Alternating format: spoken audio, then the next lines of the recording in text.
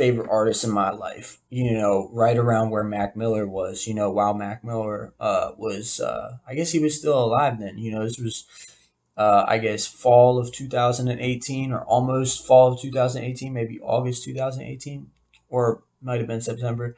But right before, Mac Miller overdosed and everything. But up until that point, Mac Miller, it probably went Mac Miller, Eminem, Machine Gun Kelly, you know what I mean?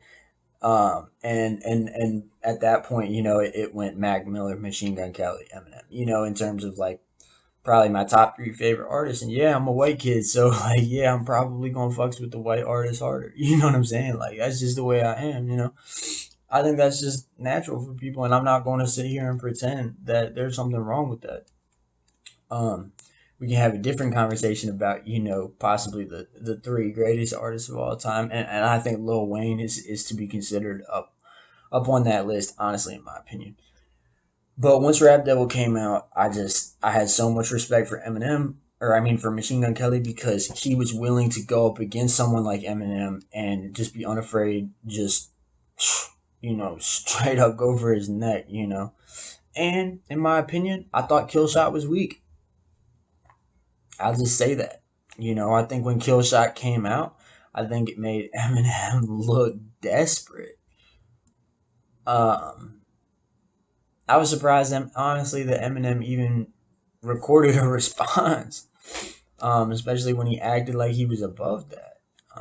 And then if you listen to the Look Alive remix with Eminem's verse on it, the Drake remix, Look Alive. I thought that was kind of funny where Eminem said, the only thing that we have in common is you're a dick, or is I'm a dick and you suck. I thought that was pretty funny too, from Eminem. But anyway, so Rap Devil was fucking, shockwaves throughout the hip hop industry, and put MGK in a whole new spotlight. And then when Binge came out, I was like, yeah, this is dope because it felt like that really grungy, really, really gutter, drug addict vibe that Machine Gun Kelly has done a good job of perpetrating for a long time. And at the time, I was in recovery, kind of, but I still, I was about to go start getting high again when Binge came out. So I was still in that mindset where, Machine Gun Kelly talking about drugs was something I was interested in. um, and so, anyway, fast forward, I guess, until I saw him in concert. I saw Machine Gun Kelly at Echo Stage in Washington, D.C. This would have been early June of 2019. And actually, it was the day before I attempted suicide.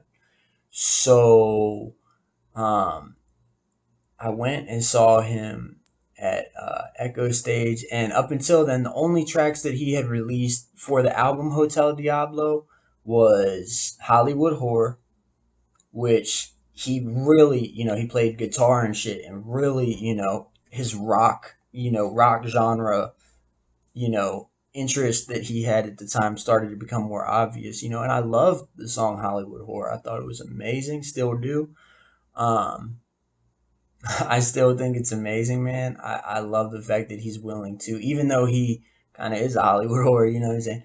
Um, I think it's cool that he's able to say something, that could be perceived as offensive to the industry, and he just doesn't have a problem with it. So he does have that, unapologetic vibe, which I respect from any artist who comes off unapologetic, especially Kasky on the track, unapologetic. But anyway, El Diablo was the other track that he had put out, and El Diablo, man, off of Hotel Diablo just went so hard. I got a combination with safe in the back of the bank to be storing my shit, I thought it was fucking sweet. So me and my girlfriend and I at the time, got tickets to go see him at Echo Stage, and we went. And I was getting high, but people, I was like not in recovery because I was getting high. You know what I mean? But I was really, coming to the end of my rope in terms of I didn't really know what I was doing. So I went to this concert and I was so excited to see Machine Gun Kelly. You know what I mean? it was like a dream come true for me. I think I had idolized him for a long time, and so to actually see him in person was like a larger than life thing. And the stage, when he came out, the stage was like built up so high off the ground where we were standing that literally when he came up, he looked like a giant. You know what I'm saying? Which takes me back to some of his lyrics from Bloom where he says, "They call me a giant. I get on the mic and I start a riot.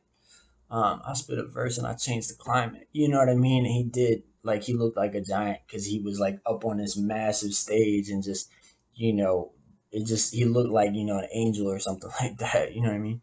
And anyway, but at the concert, I just couldn't seem to shake this feeling that I wasn't living right because I was getting high. And like this artist who I had come to admire was really just glorifying drug addiction and drug use, which I was such a victim of. Like, it destroyed my life.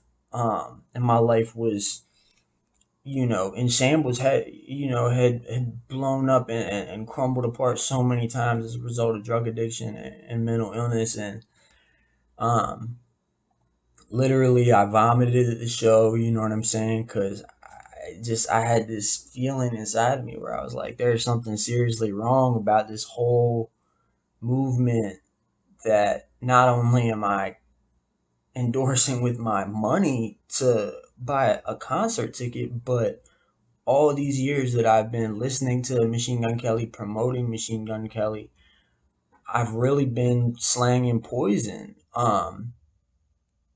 And he might be able to get up there and talk about drug addiction in a way that's entertaining and seems attractive to young people who don't really know what drug addiction is really like.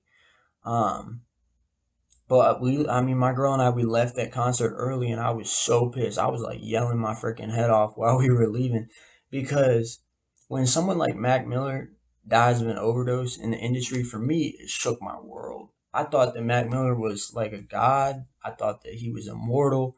And when he died from an overdose, it really, really, really made me think differently about, oh my gosh, these artists are really just human. They could die any second, just like me. Um, and so leaving that concert, it just infuriated me that he was, because he's professional and all this, he's protected by, security and police and stuff like that. And me, on the way driving back to Virginia, I'm smoking weed, you know what I mean? Listening to Machine Gun Kelly, living that lifestyle. But in Virginia, smoking weed, I could go to jail for that. So who really cares about me? If Machine Gun Kelly is promoting a lifestyle and I am trying to live that lifestyle and listen to his music because I think it will make me become as successful as Machine Gun Kelly, I think it's an illusion. And in my opinion, it does a lot more harm than good. Um, Now, Hotel Diablo is an album, of course, because, after that tour, it did get released and everything. Um, I thought that I thought that Floor 13 was, a pretty dope song. I thought that a lot of the songs, went hard in terms of their beats, but at the same time, the album had this sort of immaturity about it where, the Chuck Norris interlude, the Count Dracula thing, I just thought it sounded like 15-year-old smoking pot for the first time and being all giggly about, stupid shit ultimately. And, since I was in recovery when I really started breaking down Hotel Diablo, after my suicide attempt, um, it started becoming more apparent to me that I didn't want to emulate someone like Machine Gun Kelly anymore. I didn't want to project that I endorse that lifestyle or that I resemble that lifestyle anymore. And I've made a lot of changes in my life, you know what I mean, to where it's not the type of lifestyle that I live today. I'm over a year clean, I've been on psych meds for a while that have been really, really changing my life in a positive way. I've been on antidepressants that have really changed my life in a positive way. And I guess, I'll reiterate, and again, this is a big thing for me on these videos, and the reason why I want to break y'all down my opinions about hip hop is because I think the standard in hip hop should be raised. And I think that we should call the skeletons out of the closet and say, hey, look, um, a lot of artists for a long time have been making a lot of money off slanging poison. And that poison is a message that, hey, kids, do drugs and you'll get rich like us. You know, codeine cough syrup, you know what I'm saying? Activist is not only is it just a narcotic, not only is it super illegal, but it's actually an opiate. And people like Pimp C, there have been so many people in the past that have overdosed from cough syrup, Uh, people like Lil Wayne and Gucci Mane who have almost died from it, and people who have died from it. And I just want to call into attention that when an artist talks about codeine and references sipping syrup, and dirty Sprite, that's heroin. It's the same exact thing as heroin. It's an opiate. They might as well be on the microphone saying, "Hey kids, shoot heroin. You'll look like us."